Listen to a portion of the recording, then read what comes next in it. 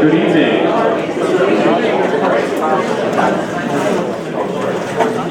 Thank you everyone for coming tonight. This is a much better turnout than we normally get for our annual meeting. So thanks again for coming. Quick introduction, I'm Joe Draves, and this is Mary Joellen Thompson. We're the trustees for the parish. And again, thank you for coming. What we're going to do tonight, we'll spend a few minutes going through our annual report and just talk about the year, this past year, and then we'll turn it over to Father Jim and let him talk about his visions for going forward. So, I think really a summary from this past year is we've been very blessed. As a parish, our fiscal responsibility is to have a fund that's set aside in case something really crappy happens, like a pandemic.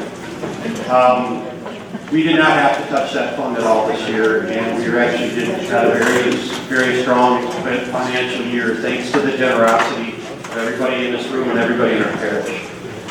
So I think it's really a big, I guess maybe a round of applause for everybody that has been so supportive throughout this past year of our parish. Everybody at the parish that has supported and done so much, and then everybody with the parish that has supported us. So, round of applause.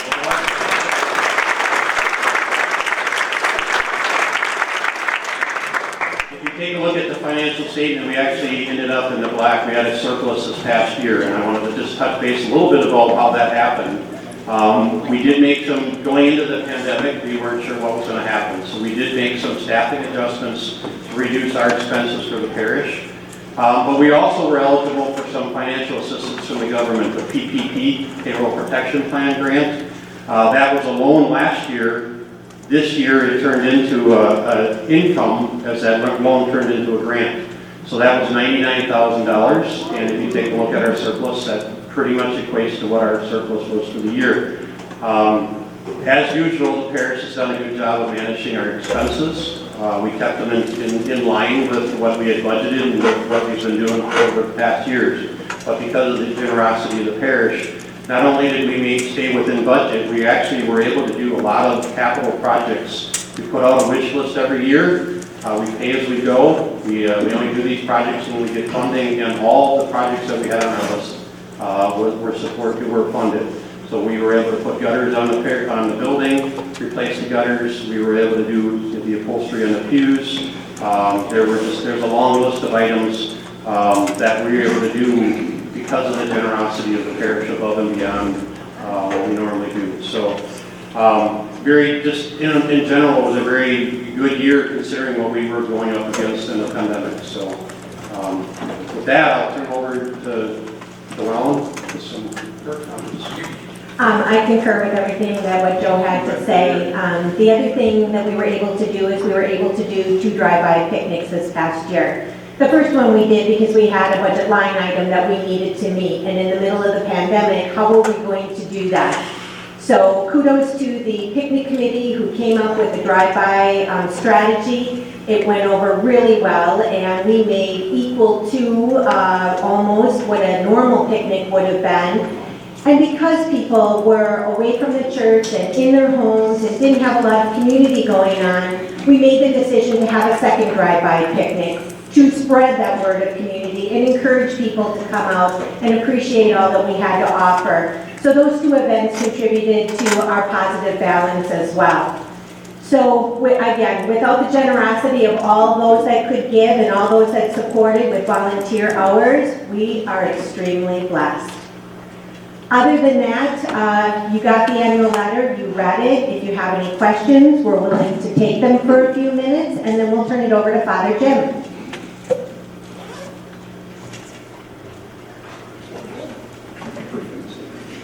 Awesome. Father Jim.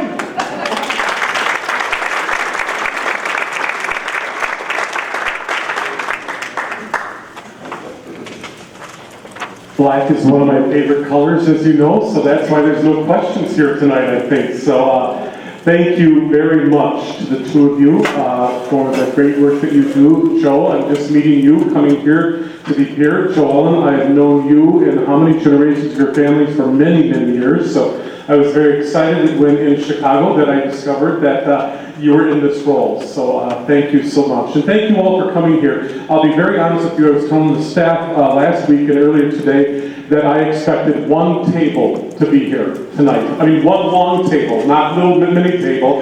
But so for all of you to take time out of your schedule to come here, I'm very grateful. And that was just 8 minutes. I thought they were going to take about a half an hour. So, folks, you're going to be so bored silly by the time I'm finished here. But I also have to reach out to my buddy Mike, who is here over there in the corner.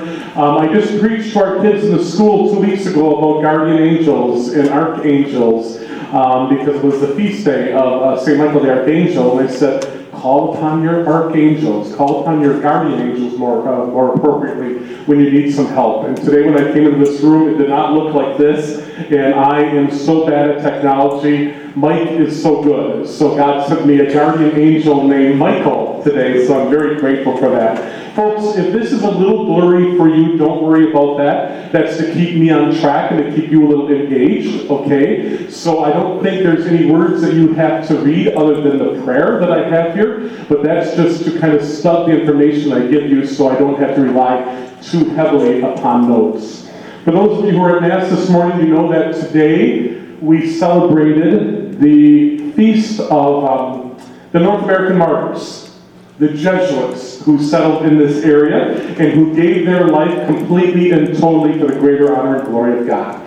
So we pray together in their sacred memory. Father, Son, Holy Spirit, amen.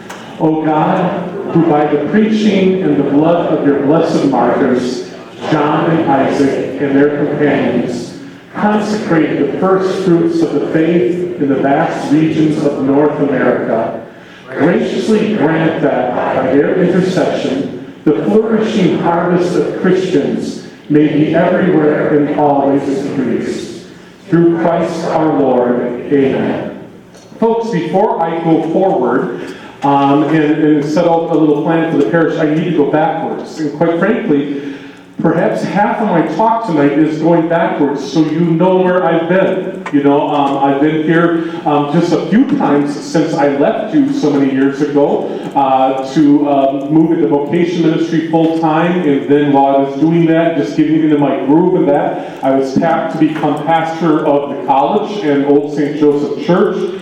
Just it seems when I'm doing well in that, I was tapped to come and leave everything behind to go become the prior of St. Norbert Abbey. And so when I left the Abbey back in 2018 on the feast of the dedication of the Abbey Church, June 16th, that is the first time I ever asked for a position in the community.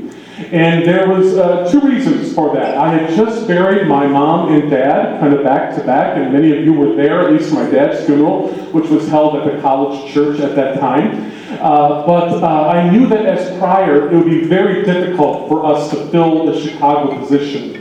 We needed to have a religious superior down there, and Norbertines are Green Bay boys. I think you just know that. They don't want to go to Chicago for any number of reasons. They don't want to deal with the neighborhood. They don't want to deal with the traffic. They don't want to deal with the crime and the violence. They don't want to deal with the house that we live in, because while it's a grand, old, beautiful home, it takes so much time and attention. And so basically, my last act of prior was to appoint myself to Chicago. How does that sound?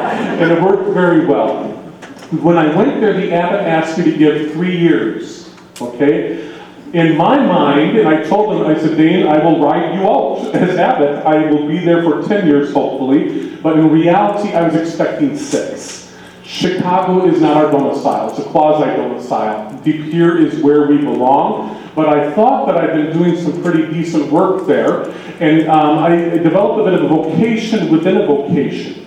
And that is to get kids off the mean streets of Chicago and to bring them back to St. Norbert College. It has been a feel-good story for St. Norbert College for the past 2 years. And because of that vocation within a vocation, I kind of thought I was hands-off, okay? So when that call came on the Feast of St. Joseph, March 19th, to come home and to come here, I was a bit shocked.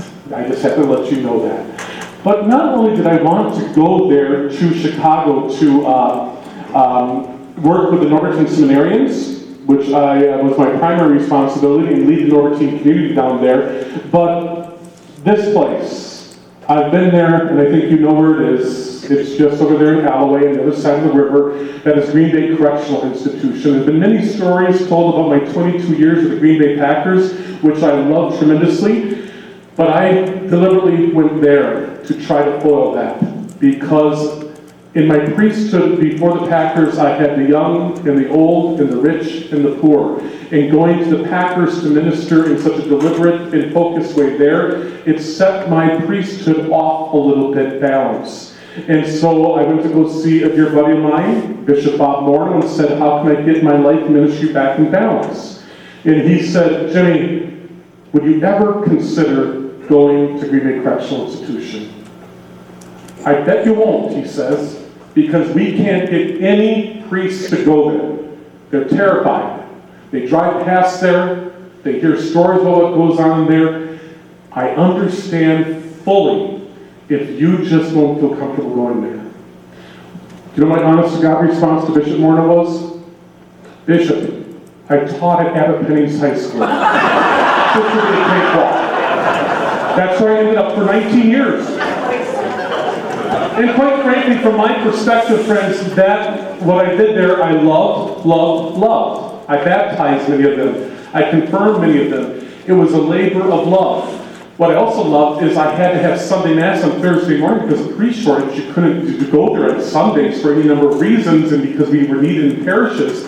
But that was my dress rehearsal Mass. And I had a captive audience every Thursday when I told them that, and they loved that. And then after the Mass, I'd say, okay, what worked? What didn't work? You know, let's break it down. And so they inspired my homilies for 19 years. I loved it. But quite frankly, every prison, just like every parish, there's a different feel. This is a gang-banging prison. It just is. So the demographic is very young. You have criminals coming out of primarily the Racine, Kenosha, Milwaukee area. It's just a handful. And I always felt that my work there was too little, too late. And that was the second reason why I decided to go to Chicago. And the guys, when I was saying my goodbyes at the prison, they said, Father, we love you. You've been good to us. We know you. Don't do this. Don't go to the streets of Chicago. I said, I'll be fine. You guys have been wonderful to me. And they said, Father, you are the most guarded person in all of Green Bay at that place. And on the streets, there's just no guarantees. Well, I would end up going to the streets. But before that, I would go to Los Angeles several times. Look him up, folks. Tattoos on the Heart. You want a good book to inspire you? Tattoos on the Heart. Tommy, we talked about all of Father Greg Boyle's books. He's a Jesuit priest, so we honor him on his feast day today. He took folks off the streets in East Central LA and put them to work, the guys and the girls out of gangs, and put them to work and established something that is just so cutting edge. Read his books, folks. They're so darn inspiring. Homeboy Industries. And so several times I would make my appearance there. There's one of the bangers, and who is wearing my Super Bowl ring. And so, wonderful, wonderful man. That is Pedro, if I remember correctly. And so obviously that picture was taken several years ago. Father Greg turns these into success stories. They become diamonds in the rough. And so I was hoping to be able to go to Chicago and do something like that.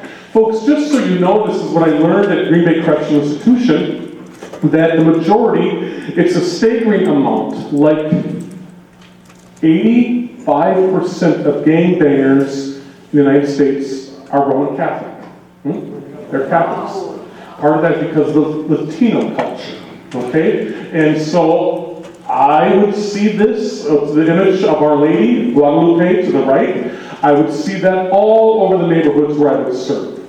Tomorrow is the Feast of St. Paul the Cross. That's one of the parishes I served up in Park Ridge. Nosebleed wealthy parish. The people there are so generous, so good. The church looks like this grand cathedral. That's one aspect of the work that I would do.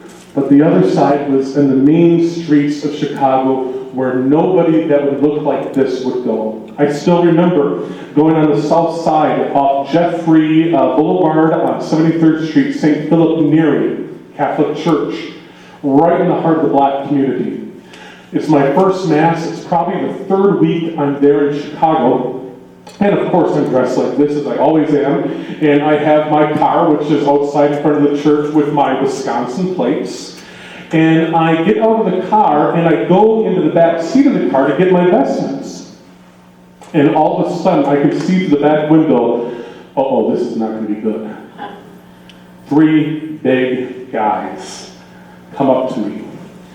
And these would be just very imposing figures.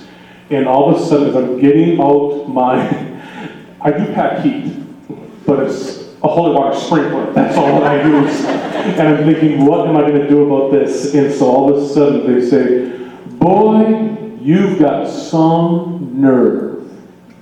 Coming down here from Wisconsin, they saw the plates of my car.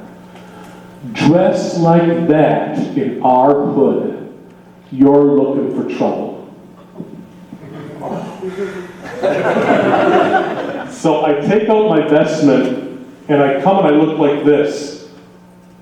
Whoa, they said. The Pope is here. That's what happens when you see this, okay? Before they saw this and realized I'm right in front of St. Philip Neri Church with a vestment, KKK. Now does it make sense? Out in the front yard of our home in Hyde Park, several times when I would wear this out in the front yard because I'd be talking to the mailman or something, when cars would go by, this is not friendly in the black community. Okay? Until they see this, until they understand it. Oh, Pastor, we thought something else. And I said, I know exactly what you boys thought. Can we help you? We'll help you and get into church. Guys, I'm okay. Thank you. Have a good day. And I give them a little blessing and off they go. On the southwest side, it's all Mexican. Gang bangers will come by and they'll see you and they'll bow. Or, do this. Or they'll bless themselves as they do. If I dress like this in these neighborhoods, I'm asking for trouble, quite frankly, where I would go and serve Mass. So I enjoyed it very much, but I was only in Chicago for about a month where I realized that I will not be able to function at all in this archdiocese unless I know Spanish. So I jumped into massive amounts of Spanish training with a woman that I got to know quite well up from Wilmette area. And so she was the one who tutored me. I can and I will have Masses here for the students for our Spanish program in the school because I need them to help me, quite frankly, so I don't lose it. Use it or lose it. I cannot preach, just so you know. And they think, because I can do the Mass rather convincing, they come out and want to have long conversations on the church steps. I obviously can't do that. I can't even think of that because I just know what the Latin sounds like, which helps me with the Spanish. Here's my kids. Tracy, you remember her? Yep. My little Lucy. Lucy goes to St. Norbert College. She's a sophomore this year. I have 4 kids from the hood. That's what they say. I'm not being disrespectful. That's what the jargon that they use. Lucy, along with 3 others. Diego ran into some issues back at home. He was called back home because Dad's not real present, and so Mom needs him to come home to watch the other kids as she takes on 3 jobs. So this scholarship, which I've been raising money for to get these kids into school, he's thrown that away because of the immediate needs in the family. And so please keep Diego in your thoughts and prayers. Here's my students also. There I am wearing the crest of the order with great, great pride. The kids were always so wonderful. I'll say more about that. But Jody knows that I'll probably get very emotional with this picture. This is after daily Mass. How many churches do you go to where you have 6 Mass servers for daily Mass? I'll say more about that later. And that's part of my vision for this parish. Not to have 6 retirees serving my mass tomorrow morning, don't get me wrong. Engagement, participation, presence, okay? This is all a theme that I want to push in my time with you here. The cross bearer, his name is Xavier. We were having Advent reconciliation one year that I was there at Immaculate Conception Catholic Church. And his mom and dad were still in line to go to confession. I could see that he was just getting very impatient. So I said, Xavier, come here, little buddy. Tell me what's going on. Padre, I already went to confession. I said, Xavier, get over here. Tell me what's going on in your life. He served my Mass every Sunday at 8:30 in the morning and every night at 5:30 on Thursday night. And I said, tell me about your goals, buddy. When you're my age, what do you want to do with your life? And don't you dare say retired, or I'm going to get very angry with you. Father, why would you ask that question? I said, because you got a little swag, buddy. You're a leader here. What do you want to do with your life? Nobody has ever asked me that, he said. I said, your mom and dad are still in line. Take some time. I'm patient. You're not going anywhere. And then he said to me, well, I'm here next Sunday. I'll probably give you a better answer. But right now, my number one goal is to live well into my 20s. That's his goal. Jody, I've had 8 funerals here since I've been here, between here and other churches. With the exception of yesterday, every one of them have been in their mid-90s. I buried kids in their 18s, their teens, and 20s in Chicago. That is my mentality as I come back home to you and little Xavier. Lalo is Xavier's dad. This is the streets of Brighton Park, near southwest side of Chicago. It is directly west of our priory in Hyde Park. But what a difference the zip code makes. What you cannot see here is all these streets lining, these buildings lining the streets are where all the gangbangers are on their porch and out their windows, because on Good Friday there's a truce. That is good Catholics, they're going to allow this to happen. And there's not going to be any shooting up of anything or anyone on Good Friday. There's just a truce. They will not go after each other. And they'll be out there and they'll be cheering us on as the Passion, led by the Chicago police, goes in and out of the streets. Good Friday service is at 7 o'clock at night. Good Friday service tends to be 3 hours long. I will not bring that to Lourdes, okay? Why is it so late? This is 4 hours long, where we do the Stations of the Cross throughout the streets of Brighton Park, the streets of Chicago. It's the Passion scene. And where does it end? The front steps of Immaculate Conception, Brighton Park. There it is. I'm right over here, somewhere over here. It's unbelievable. I will be in the school next door for 2.5 hours tomorrow, teaching our kids about Halloween. What it is, what it isn't, its origins, Halloween, ever ancient, ever new. This is how I celebrated Halloween in the hood. Little Juan Diego to the left, huh? A big, huge instrumental figure that Our Lady of Guadalupe appeared to him. Over there on the right, Mother Teresa, huh? Who's this little guy? Salvador? Anybody know who that is by look? Can you tell? Jesuit, St. Ignatius Loyola. It pains me that the #1 prize winner is a Jesuit. Okay, a Jesuit. Well, Norbert T, come on. Folks, the point that I'm making is, when you go to this community, the church is everything. It is a sanctuary with a capital C, capital S. It's a sanctuary with a small s. It's their be-all and end-all. It's their praise, it's their worship, it's their sacramentality, it's their pastoral care. It's their musical and theatrical outlet. It is their free entertainment. It's safety.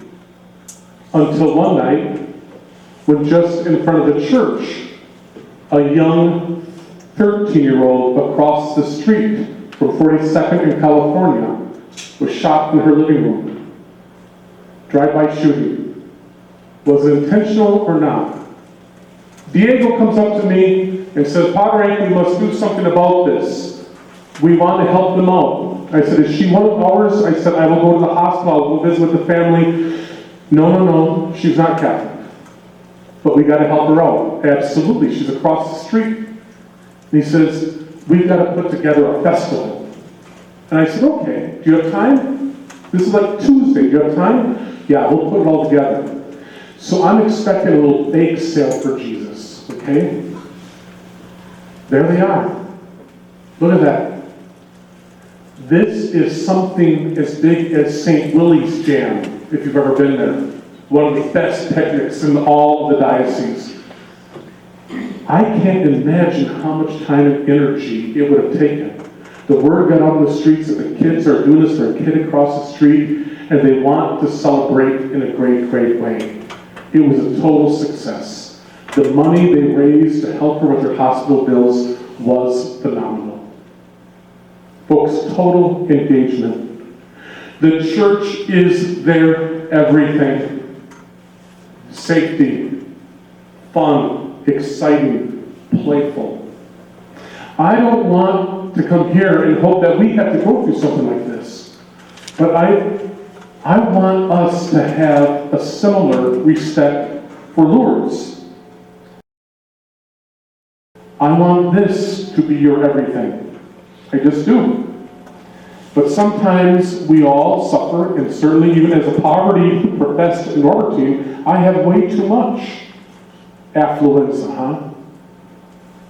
Do we need the church to the degree that they do?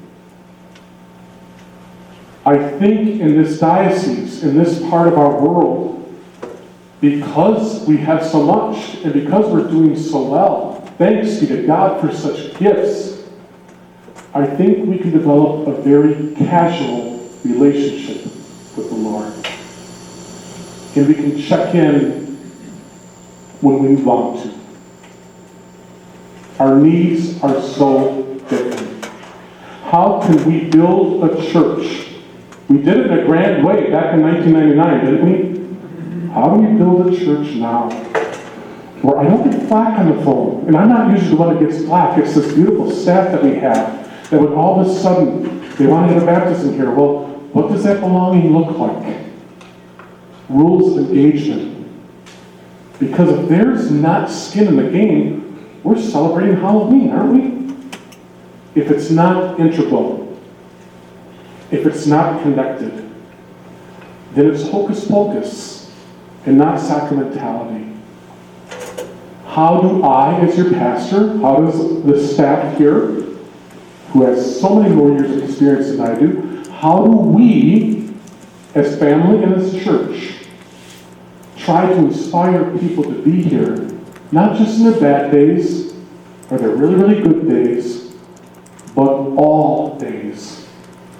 I will try my hardest to get their foot in the door, and I have been working hard at that, and so too has the staff. It's you who are going to keep them here. How can we be challenged to empower people to be here always? Folks, not only did I have a pretty big foot in the world of sacramentality in parishes, but I was also not only the superior of my own Norbertine seminarians. Obviously, they are not my seminarians because they would be in white. Here we go again, Jesuit scholastics, the Jesuits. I would be spiritual director for all four of these guys, whom I miss tremendously. And then priests started seeing me. Padre Miguel, Padre Radley, Padre Brittle. Our staff met him my first week here. Brittle from St. Paul the Cross. His brother is Dr. Birchman's.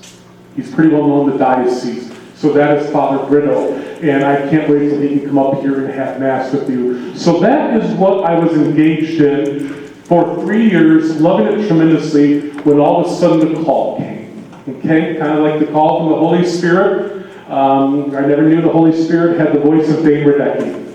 But then all of a sudden I come and I just started doing my homework immediately. The Catholic community of Our Lady of Lourdes offers a holy place to worship God, where all people are welcome as we journey together in faith to live out the love of Jesus Christ. We are a thriving parish where all are needed, welcomed, and excited by engaging ourselves in the life of the parish, following the example of the first Christians, giving witness to the gospel of Jesus Christ. We are a thriving parish. I thought we were a thriving parish when I left you in 2001. And we were. What I have been exposed to in my first 2.5 months here is crazy. Bishop Ricken always says, coming here to Green Bay, this is Catholic Disneyland. I feel the same way coming here. I spent my first couple weeks in the job one-on-one meetings with our staffers. If I think that I'm overworked and underpaid, they are certainly overworked and underpaid. And when you look at diocesan statistics for the size of this parish, we're one of the larger ones in the diocese, we probably have one of the lowest staff counts. I think you all need to know that. Okay? I see them all doing what the staff did when I was here long ago, working long beyond the hours of expectation, working on the weekends, ministering liturgically, doing so much, setting up things in here. It's incredibly beautiful. I can't say enough what these folks are doing behind the scenes, dear friends. We are a thriving parish. I feel awkward presenting this with my staffers in the room right now because I've not presented this to them. That's clumsy on my part, but there has been no time. I've had zero time to envision. I've had zero time to move forward. All I'm doing right now is catching up. Just catching up. I look forward to the day that we can really put some of my thoughts and our thoughts into action. But nevertheless, Lourdes continues to be well served, even as I, at least, are in catch-up mode. When I think of what our deacons are doing, not only in the beautiful homilies that they're preaching here, but also their participation in the day Mass, Wednesday morning Mass, when I see the groups that they gather together, and we'll say more about that later, the different spirituality groups, the Bible studies, it is crazy beautiful. Sometimes our deacons are not allowed to go places where I am because of COVID right now. So that falls to me. Okay, so I'm the one that gets called out. Obviously, I'm the one that anoints people, and I was called out yesterday. Because I had a funeral and I was on the clock, the woman got anointed twice, by Father Norbert and by me, because I forgot to call it in because of my engagement. It is incredible what's going on around here. Please, please, please, friends, take advantage of that, because I want this to be a little Our Lady of Lourdes Immaculate Conception, Brighton Park, where we come here for any number of things. This is what I started thinking about when I got that call. These are the people I started thinking about when I got that call. Of building a church in such a beautiful, beautiful way. Remember these days? And how fun that was? I said before I hang it up again, as a priest, I will build one more church.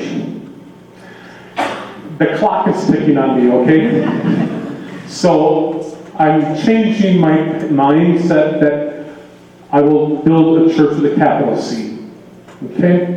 Conrad always gave me the credit for building the church with a small c, the building, because that is my background. The order sent me to Notre Dame University to study this. I love doing that. It was his responsibility to build the church with a capital C, to bring two parishes together, a Albertine parish and a diocesan parish. He did it masterfully, didn't he? And how wonderful that we are the recipients of that today. How are we called now, my staff and me, but how are we called to build that church in a very different way?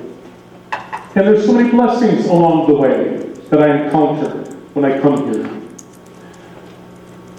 Week 2, blessing the Matthew family home. How much fun was that? And they remind me so much of Benny, of Binu, of Xavier, of Christian. You've met all these guys. And when you ask them a question they don't really want to answer, just like my Norbertine brothers, they do this. It's kind of a yes, it's kind of a no. I love these people. They are such wonderful, fervent parishioners. I think, Jody, they're singing in one of the choirs, am I right? I think they do. And then, of course, there's my confirmandi. Do you see how they're posing? You'd think that you would see that on the streets, wouldn't you? You know, in Brighton Park. They got their gang symbols. Read it. O-L-O-L. Is that the coolest thing on the earth or what? Huh? There's our students. And then to be able to come here and see other people who are coming into the parish new, from former walks of life where I encountered them at other parishes, Old St. Joe's, or at the college, we are blessed indeed.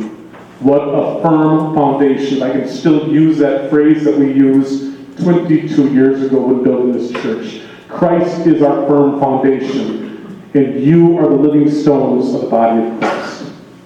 Folks, on the first Sunday of Advent, I think that is Saturday, the 27th of November, if I have that correct, we will engage in a different time of the church year. It's a new liturgical season. It's a new liturgical year, okay? There will be different smells in the church, I hope. There will be different colors in the church. There will be different sounds in the church as well, okay? It's a time to make all things new, okay? We belong to a church, and by virtue of a Norbertine parish where we profess vows that are rooted in the rule of St. Augustine, we acclaim as Catholics that we are ever ancient, ever new. If all we are is ever ancient, then we will die. And there's no growth, there's no change.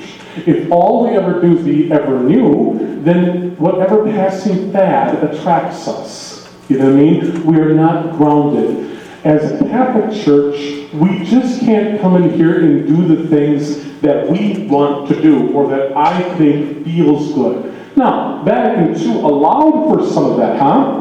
When John the 23rd said, let's open up the windows and get fresh air, there was a certain degree of testing going on. And what does this look like? What does this feel like? And many have such great memories of that.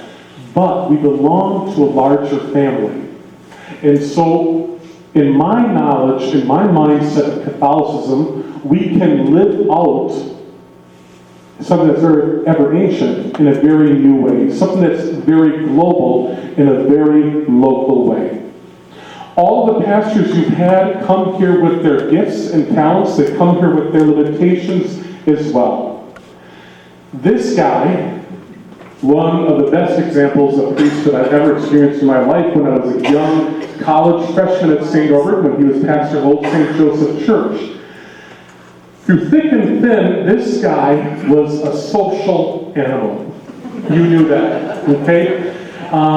Perhaps the worst trait that Conrad had was he couldn't sing to save his life. And Barbara is here somewhere. I saw her earlier. I made the comment that her uncle, Father Shamovsky, he wanted everybody to be able to be in the choir. He just did not want Conrad there at all. So guess what Conrad's job was? To turn the pages at the organ and keep his mouth shut, okay? That is the honest to God truth. He loved people from the day he was born until the day he died, quite frankly. I was there as prior to the day that he died, and his body was received in this venerable church. He was a social being. He wanted to make sure people felt welcome, and all would be one. All are welcome. We still sing it to this day, don't we? His focus was always on the social well-being of us. The social teachings of the church was huge for Conrad. Timothy, my brother, whom I see most Sunday nights as he comes home from the parish and he comes to live at the Abbey with us on his days off. We are still as thick as thieves in many ways. Timothy focused on the pastoral life of the church. Back then when he was with you, even today, He lives to be called out at 3:30 in the morning. He loves that. And then he'll go racing to St. Vincent, he'll go racing to Rennes. I've been called out in the middle of the night twice now. I don't love it, but I will do it, and it's my honor to do that because that's what priests do. But Timothy's whole focus was the pastoral care of the church. Benny, my dear brother from India, his was the devotional life of the church, bringing back something that is so meaningful to him and to my Norbertine brothers at St. Norbert Abbey in Jamtra. That was his mantra, that was his focus. And I think we are a better church because of much of that. Especially in a priesthood shortage, what do you do when the priests aren't around? You run with it, popular devotion. And I think he taught folks here how to do that so well. Our pandemic pastor, And sadly, I don't think you got to know him all that well because of the restrictions that you had here. You think you had some restrictions? The Chicago Archdiocese was even worse, what we could and could not do. But he brought great administrative skills here, and I think you learned that. He's a deep, deep feeler and thinker, but as a guy who ran 19 churches at once, and I was at every single one of them in the Netherlands, that is the gift that he brought to you. And even Carol was talking today about the tough calls that he had to make to people at times, when dealing with who are, members in good standing, who's not, the assessment that comes from the diocese, that comes from Grace or Notre Dame, that he could handle those very difficult calls, and he could be effective but extraordinarily pastoral as well. I am dreading that. That is what keeps me up at night thinking about the calls that I'm going to have to make to address that. Yours truly, and that doesn't look 20 years old, that picture doesn't, but mine is liturgical, okay? These are not exclusive statements I am making about any of my brothers. Conrad's only social and nothing else. Absolutely not. But where you see one's strengths, okay? For me, it is liturgy. The order sent me away and spent great amounts of money and my time in order to put that together. And then asked me to come here to New St. Joe's because we knew that there would be a merger and we thought that there would eventually be a church building. So that is where the order sent me long before I came here to come here and to put it to work. So, I just want to focus very quickly on 3 areas of focus that I have in my mind and heart. The first one is liturgically. And for me, I think this should be the first issue in every priest's lexicon in mind and heart. It's not. You know what I mean? Father Seamus loves this, but he has a different perspective, okay? Father Jordan, who you've seen coming here, Father Brad will say, music. If you don't have good music, they're not coming. That's fine. Look at what plurality we have even within the order itself. But, as St. Augustine said, what we do on Sunday morning, Saturday night, and Sunday night in this church is the first reason for which we've come together. Okay? Augustine makes it very clear, but so too do the bishops. The liturgy is the summit toward the activity of the church is directed. At the same time, it is the fount from which all the church's power flows. So think about it, dear friends, as a parish community. Everything we do from Monday morning until Saturday needs to be focused on Saturday night, Sunday morning, Sunday night. Everything we do there in that assembly is what we take out of there to bring it to Monday through Friday. Okay? Obviously, as a parish community. But as the baptized body of Christ, isn't that what it's all about for you as well? That should be the high point of our time together, the high point of our family life. That everything else stops. I made a rather sarcastic comment, but I meant it, that I'm adding a Mass here to make it very easy for people to come. I'm adding a Mass here to make it very difficult for people not to come. Because when I was here as your associate pastor, I heard about the sports schedules. I understand that. I was an NFL chaplain for 22 years. I think I get that. That's important. Athletics is about dying and rising. Catholicism is a team sport. I get that. I'm very aware of your sons and daughters and their work schedules and yours and people going off on vacation. You should. You deserve it, don't you? But then that means that maybe I need to work a little harder to be able to accommodate your schedules to get you here. I believe this with all my mind and heart in the true real presence of Jesus Christ. If I don't, I am the biggest fake on the face of the earth. I believe that Christ is absolutely present at 4:30, at 8:15, 10:15, 6 o'clock at night. And I think if I didn't, you would feel it and know it. That is part of that Chicago experience, that my students, so young, and my parishioners, in the poverty of their lives, that's what they knew in their mind and hearts. No longer I, but Christ who lives within me. This poverty, a treasure well beyond compare. I want people to be here. One of the first things I learned when I came and visited in July, long before I came here permanently, was about Life Church. And my staff told me, Father, go there some Sunday morning, you'll know 75% of the people coming out of the church. Does that sadden you? Yes. It profoundly saddens me. I'd be sad if they're going to Nativity, if they're ours, you know what I mean? But that's okay, you know? If you want to go to St. Francis, wonderful. That's okay. I don't want to be that competitive. Life Church? Seriously? We can do better than that. We have sacraments, okay? We have sizzle and steak. I would love to sit down with you and talk about that at a much greater in-depth degree. So, liturgically, an invitation for all to attend and also to return. And when you do come, full and active participation. Be engaged. God loved Conrad, who couldn't sing a note to save his life. There he was lip-syncing on his way in. At least he made it look darn good, you know what I mean? I'm just talking about the singing part. Can anybody preach as well as Conrad Krebs, quite frankly?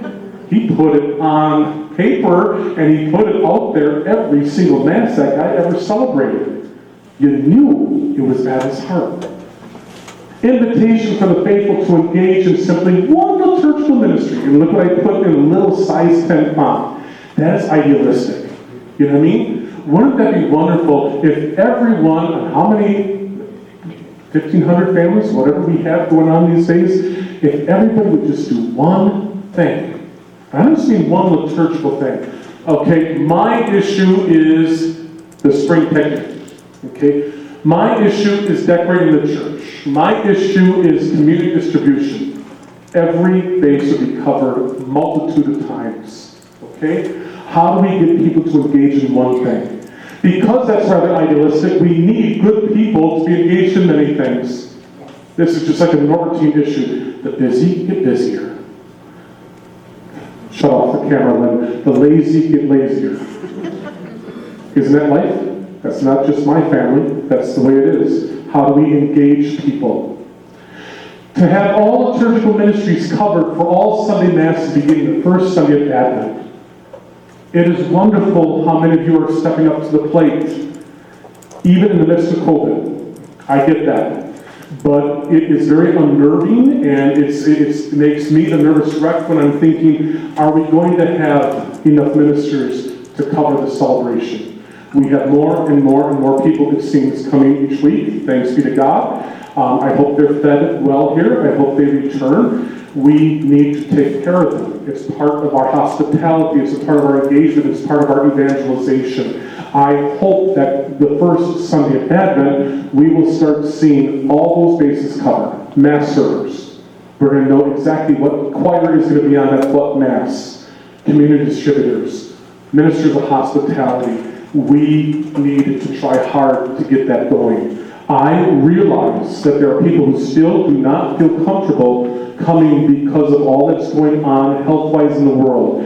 Thank you, Lynn, tonight for what you're doing here. Thank you for what you do at the Kids' Mass. Thank you for what you do every single Sunday to make this possible. And for my inmates who've been sprung loose. And for my friends in Chicago, thank you so, so much. But we can engage people to a more aggressive, the aggressive is probably not the right word, a more welcoming and a more engaged sort of a way. To exercise an economy of words as modeled at the 6 p.m. Mass. If you haven't been there, folks, please do come. Try it on for size. That was not necessarily to say the 8:15 people start coming at 6 o'clock. I'm just trying to get those who are not coming to come. And after talking with my staff yesterday, we have a beautiful problem to have, in that this Sunday we will move that into the main church. We just have to. Given the way it has grown over 3 weeks, given what's going on in the gathering space, it's far from ideal to attend there.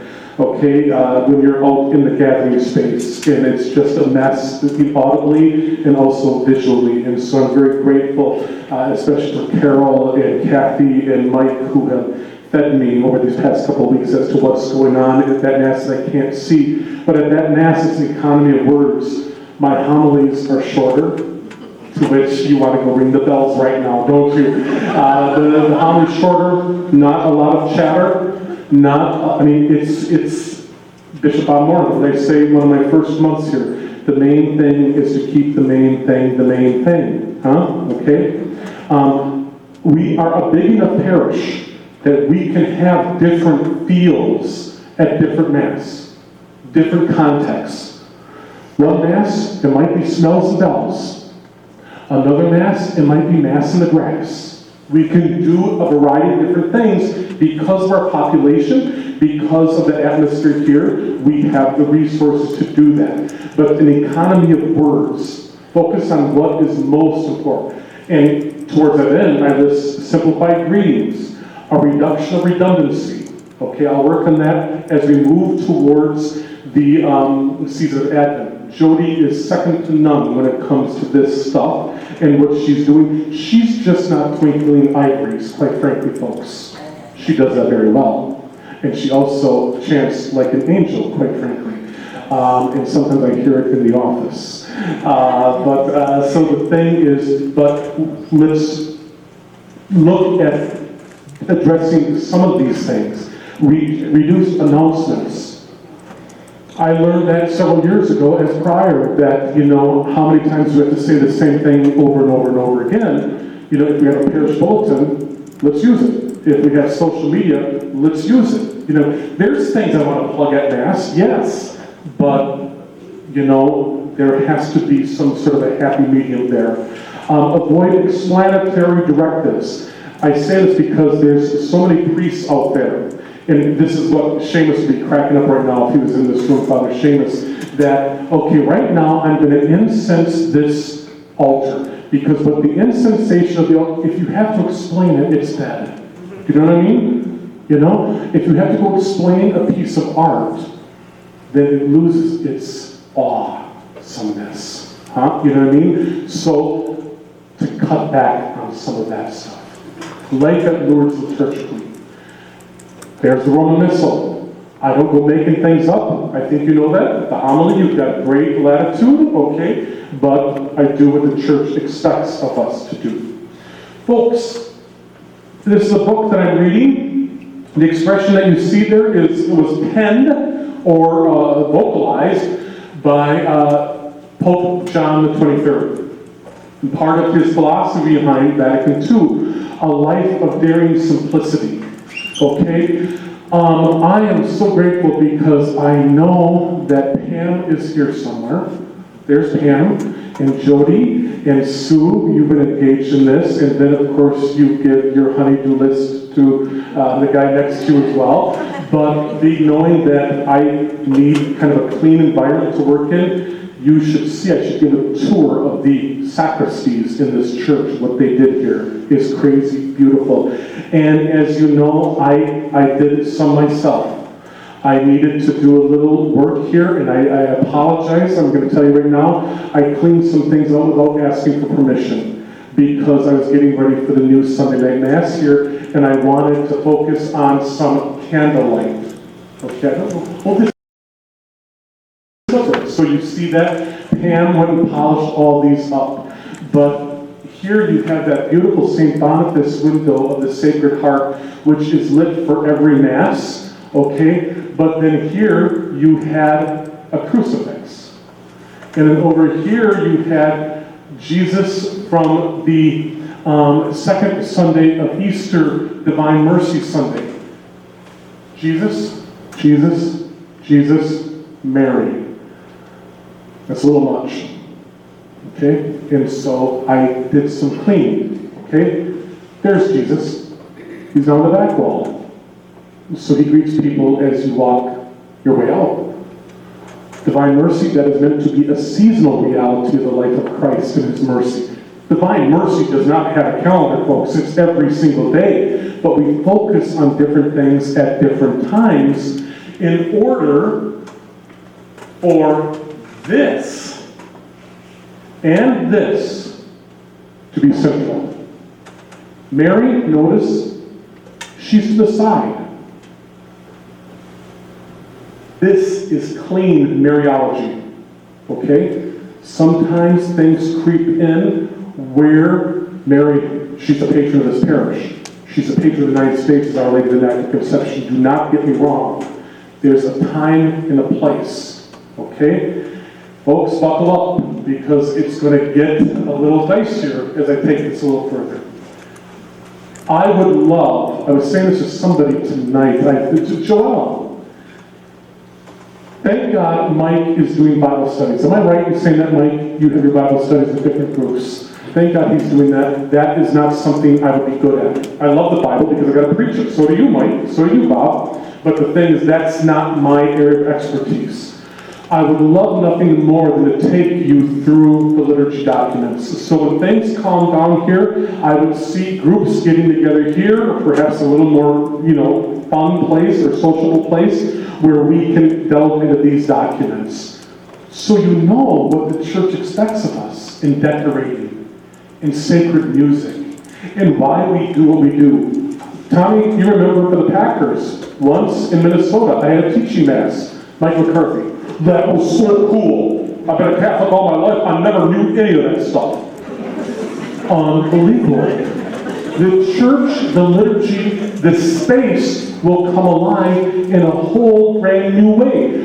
Environment, art, and Catholic worship fulfilled in your hearing. General instruction of the Roman Missal. Liturgical music today. Music and Catholic worship. I just might give those off to Jody and say, you run with it, not me, because that's your area more than it's mine. General norms of the liturgical year and Roman and pre-Constitution calendars. Here we deal with 2 calendars. I would love to do this as a labor of love. You, I think, would love to hear it because you're learning about what makes this church so beautiful, that we will not allow somebody to go away because of the jewels of our faith life. So please consider that and help me in that regard. Folks, here is our beautiful church. And I haven't been here all that often until I came back in July to do a little tour of the area. I noticed this. And I'll be honest with you, I was saddened and disappointed. Okay?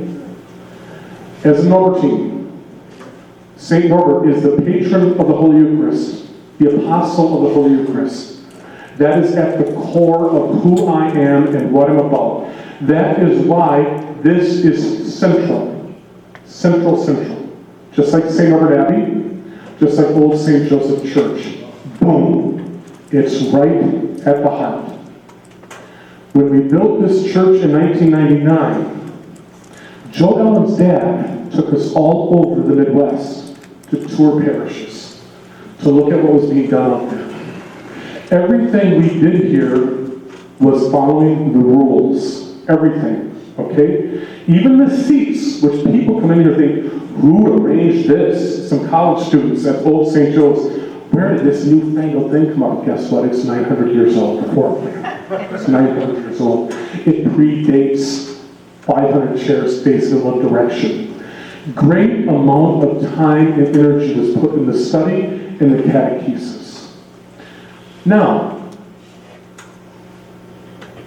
when I was pastor of Old St. Joe's, What pastor do you think did that? I did. So am I contradicting myself? No. Because this was a mandate from the Bishop of Green Bay, because that tabernacle was literally in a different building. Go out of the church proper, go into the narthex, go down the hallway, go into what is now the National Shrine of St. Joseph. You could not be in that church and have any clue as to where the Blessed Sacrament is. No candle, no porch light. That comes off as Protestant, doesn't it? In this church, because of this baby hanging where it was, and because of the clear glass doors, everybody knew where the tabernacle was. And it was housed halfway between the small altar, St. Mike Chapel, and the big altar in the main church. Okay? So, it was moved. Okay? And I understand some reasons why. Okay? However, this church now has 3 tabernacles. 3 holy mountains. That's heretical. It just is. Please do your homework and you find some other church anywhere in the world that has 3 tabernacles and let me know, and then maybe I'll cool my jets just a little bit, okay? If Jody throws a song out there tomorrow morning that I hate, I just need to get over it. That's a matter of taste. She loves it, I hate it. I love it, she hates it. I've thrown some music at her, she's probably thinking, are you kidding me? This will never float. That's a matter of taste. This is not a matter of taste. It's theological. And it's problematic. Okay? How the Bishop of Green Bay ever allowed this to happen, I don't know. I would love to, and I'm open to suggestions, and I'm open to feedback. I would love to have this return to the splendor of where it was established with great education, catechesis, and thorough-mindedness when this church was built and where it has been for most of our existence. This is the beautiful baptismal font of St. Boniface Church, where many of you were baptized into this. This was not my idea to do this. This was Eugene Potente's idea to do this. Fred, remember him? It was his idea. This is all brand new to match the lid, to match the basin. Why? Because when we're here, this is the focus, the liturgy of the word, and this is the focus, the liturgy of the table. The tabernacle is only to be acknowledged on your way in, genuflect, on your way out, genuflect, and when you go receive from it and put back.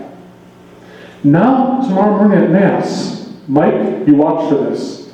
Our kids now, when they get up to do the readings, now, this started on my watch. I don't know what changed all this about 3 weeks ago. They no longer come, when they enter the church, they're now lining up here, and they all bow to the altar. Then when they go through their readings, they line up over here, and they bow to a tabernacle. You never bow to a tabernacle. You genuflect to a tabernacle.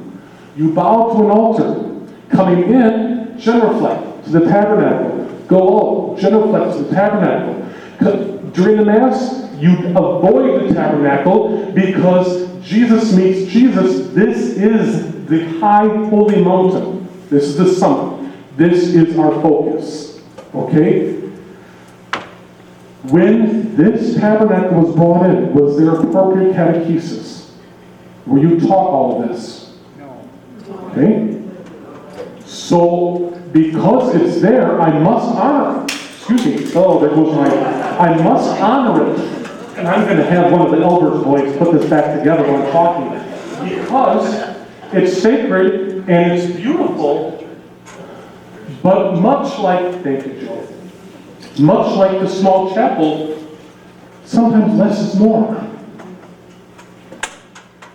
When the tabernacle was added over here, in the corner of the gathering space, that is allowed, permissible, and there's a canon that allows for that. Because technically, you cannot, thank you much, Joe, you cannot pierce that chapel through the gathering space. So when that was done, it was done correctly. It's a different part of the building that has a whole different entrance. What we are having here is very different, and it's theologically confusing to me. Okay? This was a mandate because of where it was established, could not be seen by the faithful. Okay? So there you have it. Let me know your thoughts. Life at Lourdes socially. Parishes are, though, not just places of worship for the communities. It is first and foremost. First and foremost. They are social hubs for people of all ages. Spaces to offer hospitality and vital services to the vulnerable. Churches increasingly are the glue in community life. I'm hoping that this will be the glue in community life. That just as I saw tons of people wearing green and gold at Masses last weekend, just as I see tons of people wearing black and orange in this church, and also colors of Notre Dame, and Kelly green, and this beautiful royal blue. This is first and foremost for divine worship. It must be. Remember when Conrad was here? Nothing could happen in that main church that was not sacred worship. Okay? So I'm trying to maintain that as I'm here. Okay? We have extra spaces to do other things. But parishes are so much more. Sacraments, popular devotions, pastoral care, faith formation and day school activities, athletic engagement. I am meeting so many of you out here on the fields as your grandchildren and children are playing soccer. How wonderful. Life at Lourdes, I wanted to be engaging. This was a feel-good moment, racing out of this church a couple weekends ago, 2 weekends ago, Mike, when you were preaching, I think, 891 people. Patrick, you were there, so many of you were putting this together. 891, I smuggled Seamus in without permission. He loved it, okay? He was the last person to come into the building. To gather around a common cause. How incredibly beautiful. That to think that this celebration started here by a people putting together some brats and hamburgers. Lynn, you were part of that. And to see what that has become. What a feel-good moment. I had to park like 2 blocks away. That's me walking to the Swan Club of that Sunday morning. Social engagement for an incredibly good cause. Sarah, you and your friends are engaged healthily and radically in this. Not only to bring people of God together, whether we make a dime or not, but to also support our school. So, Ode to St. Cecilia. These banners or something like that, you know that window, it's over there in our chapel. It came from St. Boniface. St. Cecilia's our patron saint of music. I'm thinking not only something to do to help foster education here, but to get people out of their houses and to get people here. That Jody has put together, we're having all the choirs come together. At first she thought that I wanted to throw a big concert here. Not at all, not at all.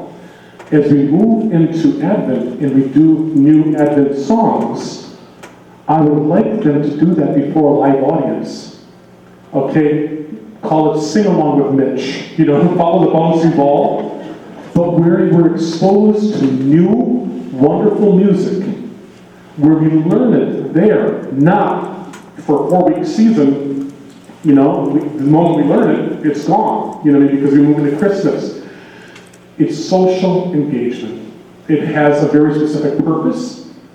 It's liturgical, it's educational, it's social. St. Cecilia, Sicilian, come and get some Scambati's pizza afterwards in here. How cool is that? This is a mindset that I have from Chicago. Whatever way you can get them in and engage with people and celebrate parish life together, go knock yourself out. So I had this wonderful idea back in Chicago. I can't wait, and I'm going to see if there's a staff person here that would run with something like this. I've only watched 3 episodes, and I thought this was the coolest thing. So I come and I talk about how I want to get this going, and then I meet Katie. And Katie is probably 3 years ahead of me just about on everything, social and sociable and engaging. Little did I realize that you did this in the midst of a pandemic. How you did it, I don't know, Katie. How clever was that? And that you are now doing this with season 2, am I correct? You're doing it season 2. So I was just a little embarrassed when I thought, here, I've got this great idea. We're already doing it. And so this is the characters that you find yourself mixing with. I also thought, because there's a bunch of college and vocation contacts, you see them coming here at Mass, both the women and the guys that come here. They've been flooding some of Masses at different times. How cool to have like a wonderful bonfire. And then I made Katie stories. And was it Katie my first weekend or second weekend when I left the church? And she's got this big thing going on with all these young people outside over here on the south side of the church. And I thought, wow, crazy minds think alike. Engagement, bring them here. Katie, what percent of those people are even ours? They're coming from the valley, aren't they? Like 1%. 1% is Lourdes? Yeah. So talk about evangelization. And I'm sure they're going down to, St. Pius or wherever they're at. That's fine. But that we can welcome these folks here also. And hopefully they return the favor with you also, Katie, that you can go there to Appleton. But I just love this. Folks, something that I would like to introduce, unless somebody else wants to run with it. This is very, very popular in the Archdiocese of Chicago, and this is done at 5:30 in the morning for business executives there. A wonderful course on prayer. It is so darn self-explanatory. I don't care if you want to break it down into age groups. I don't care if you want to break it into gender groups, whatever you want. The thing is, this is completely beautiful. It's just like those liturgy documents that I told you about that I would love to take you through. I'm thinking this might be a Lenten project, so you know more about the faith and that you embrace it in a much more powerful and engaged way. This prayer course, it's Catholic to the core. Pray always. Pray always. That's what that will expose you to. And like at Lourdes, educationally, Jesus empowered the church to continue his mission when he said, "Full authority has been given to me both in heaven and on earth. Go therefore and make disciples of all the nations. Baptize them in the name of the Father and of the Son and of the Holy Spirit. Teach them to carry out everything I have commanded you. And know that I am with you always until the end of time." This great commission has been handed to women and men whom God has called to proclaim the good news.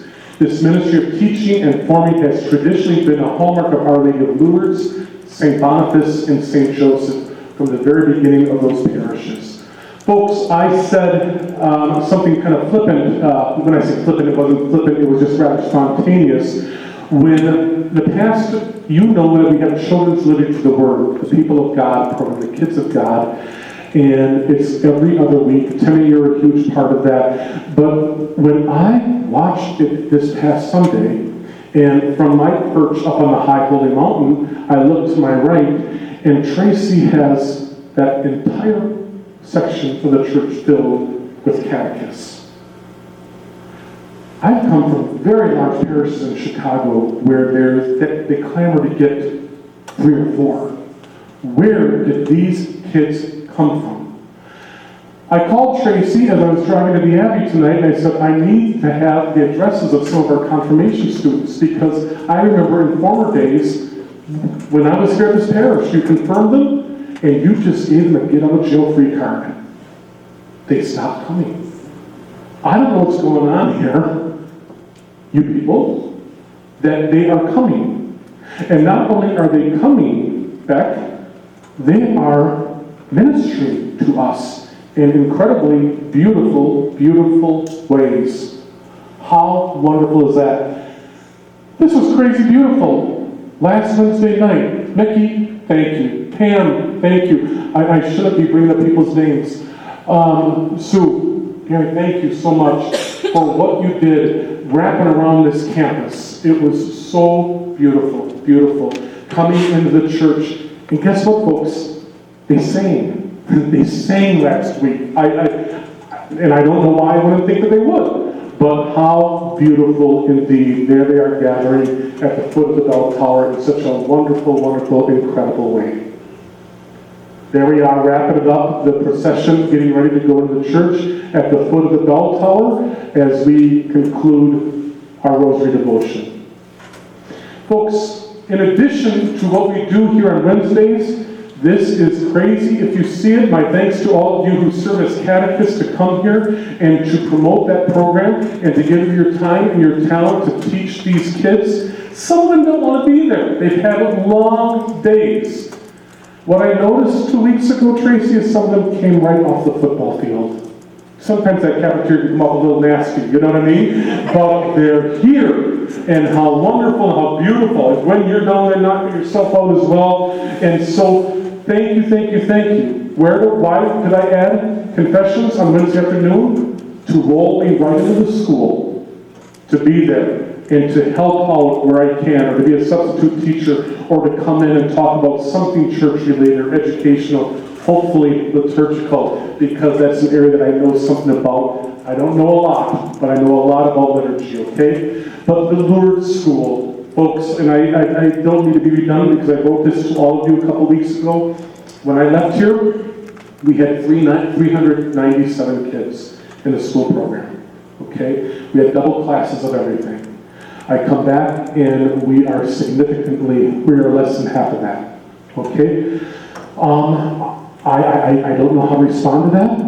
I think I wrote it well in the letter that you have so many goods to choose from. Thanks be to God. Thanks be to God. Thanks be to God.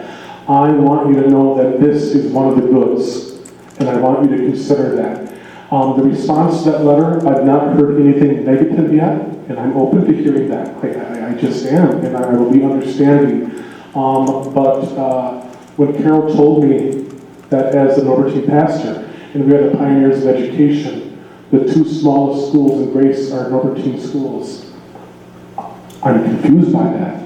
I'm saddened by that, especially when I look at the grade point averages that are coming out of this school. Part of the problem is West Pier is phenomenal. It just is. It always has been. But this is pretty darn good as well. I have a committee of 20 families, 18 or 20 families. I met with Jeff right before a funeral last Friday, so I can't remember the people who are coming forward to help discuss this.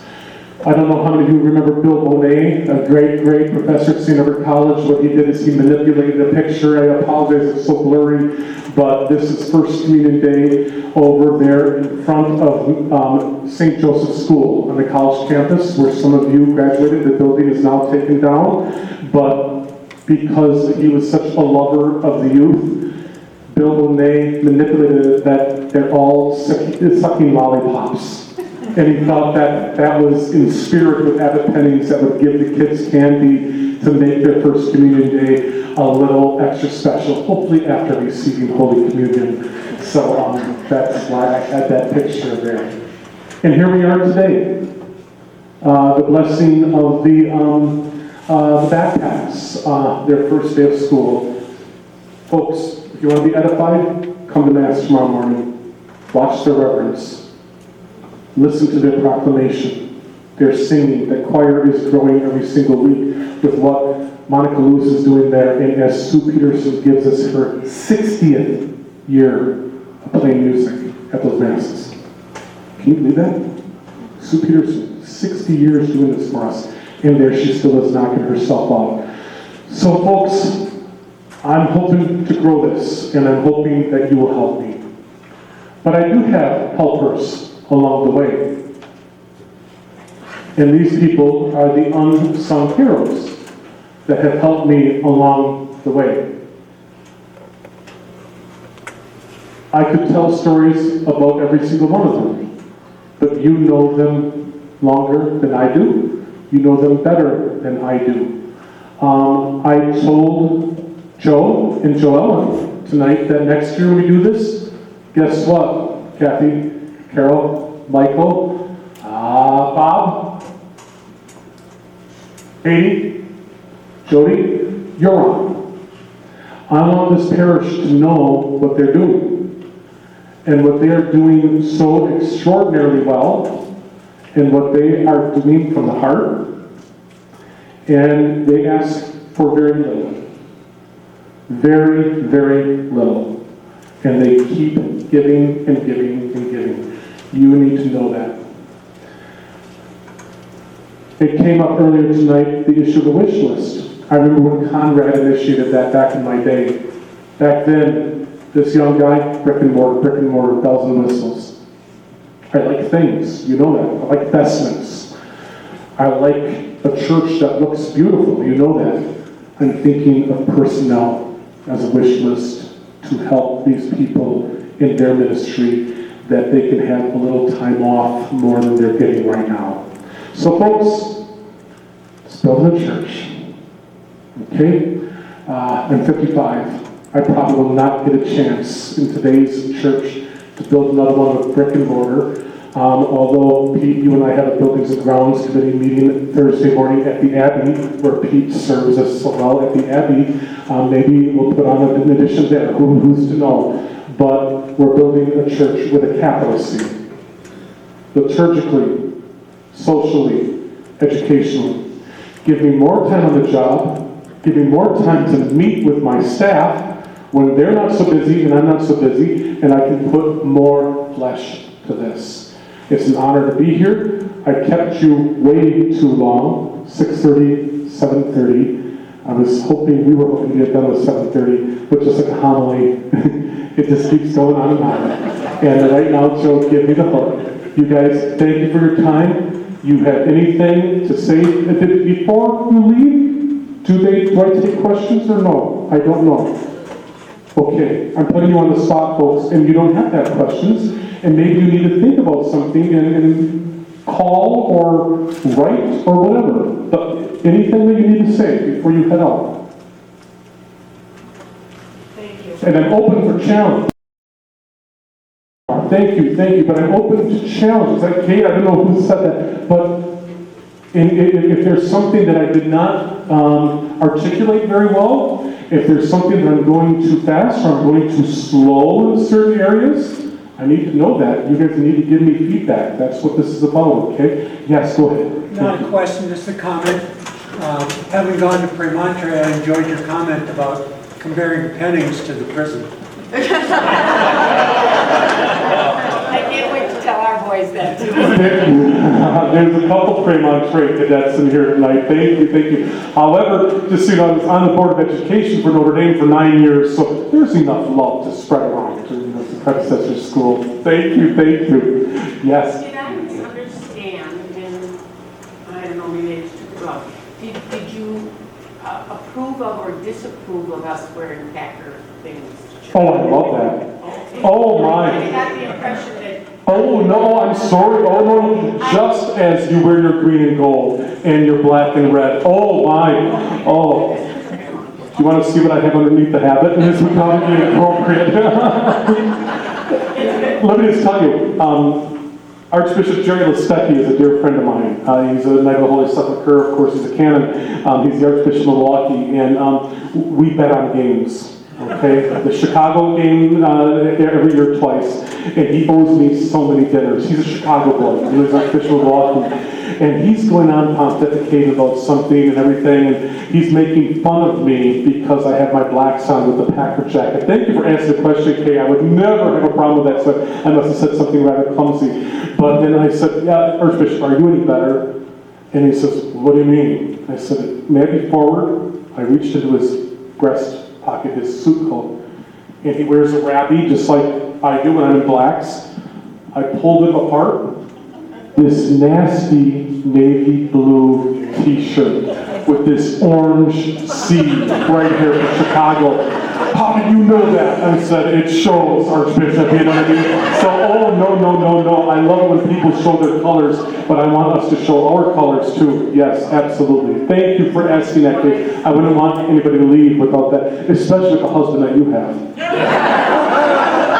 Oh, he wears black and white more than he wears green and gold because he's officiating. So, comments or questions? Yes, Andy. Are you going to be taking the tabernacle out of the church? Is that what you're moving it? What I would love to do is to put it where it was built to be, on the pedestal. Weren't we told by the bishop that it had to go into the church? This church, no. Old St. Joseph Church, absolutely. I had to. That was a mandate because it could not be seen. The bishop made it very clear, because I covered this with both Peter and Tim, because Benny was already gone, that here, no, it was not a mandate here because of the glass wall and because of the sanctuary lamp. It could be seen from the altar and from the congregation. That is the difference. And even resurrection was given the permission not to move the tabernacle. If you go to Resurrection Church, you walk in, there's the altar. The tabernacle's right here because it's a glass wall. It's right there. So the bishop would prefer it behind, front and center, but because it is readily seen the moment you walk into the church, no. So it's never moved. So, please, I hope you understand my revere, my love for the Holy Eucharist. Please don't think I'm trying to tuck something away and be gone with you. I would be crushed if anybody felt that I have that feeling or that theology. I just do not. It's not a matter of taste. I have not been in it, but apparently we have a little... You have to go outside and come back in. Is there a tabernacle in there? Yes, but that is permissible by canon law. Yes. Because it has a totally different function, and it's a different part of the building, a different access, so that is permissible. To foster adoration and to foster accessibility. So that, there's no question about that. And many, I don't want to say many, plenty of churches have such. But is that the third one that you're talking about? Yep, that's the third. Where's the second? Main church, the original chapel, in here, Where do you want to move it to then? Back to where it came from. Yes. So to reduce it from 3 Okay. to 2 to where it was built, Right. with the beautiful resurrection window that was placed behind it deliberately. I'm going to get some calls, am I right? Go for it. All right. Sure. You made a comment, something we said about Father Seamus, like he said, you know, we're going to do something with the scent, and it's for explaining the purpose. And you said, I think I understood you say you want to kind of eliminate some of that, explanations.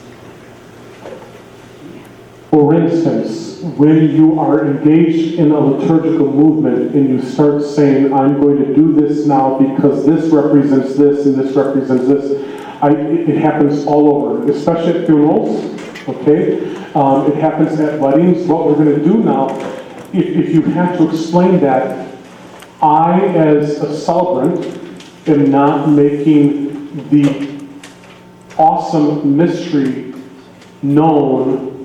I'm not doing a very good job at conveying that.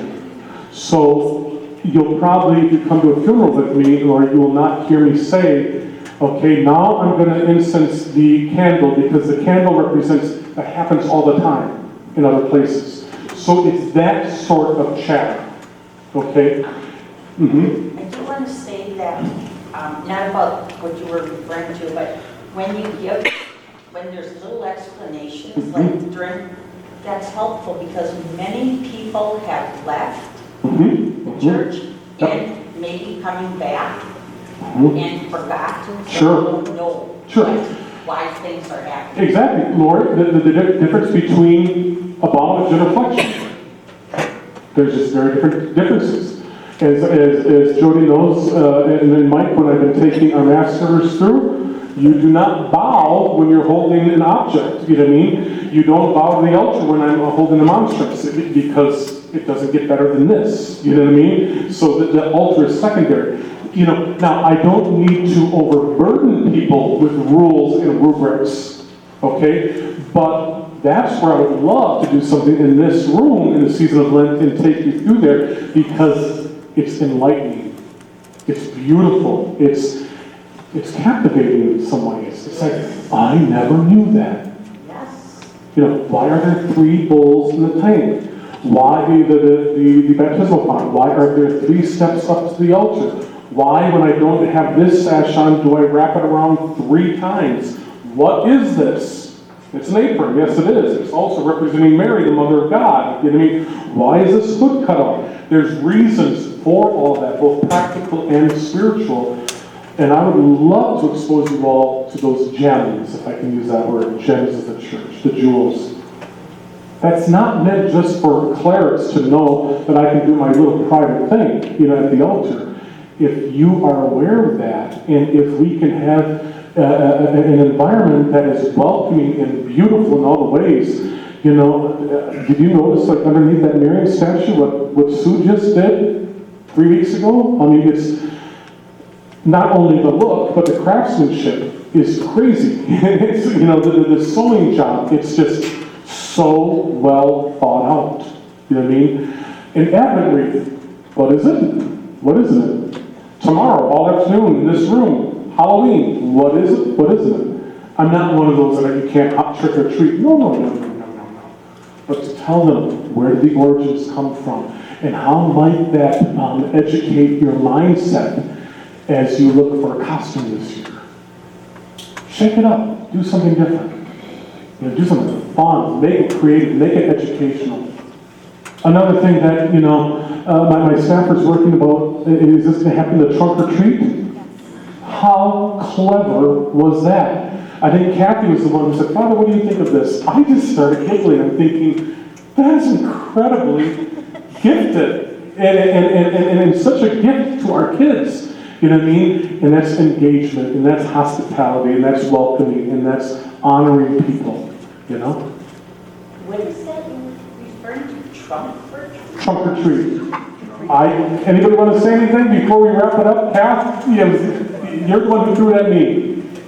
You come and you park your car, and kids can go from trunk to trunk and trick or treat. So it's like basically a community event. So we'll have people parked in the south parking lot, and anybody is welcome to open their trunk. You can decorate or not decorate, and kids can just walk around and trick or treat. So When?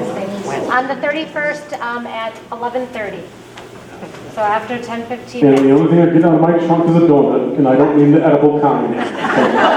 Folks, I think we kept you here long enough.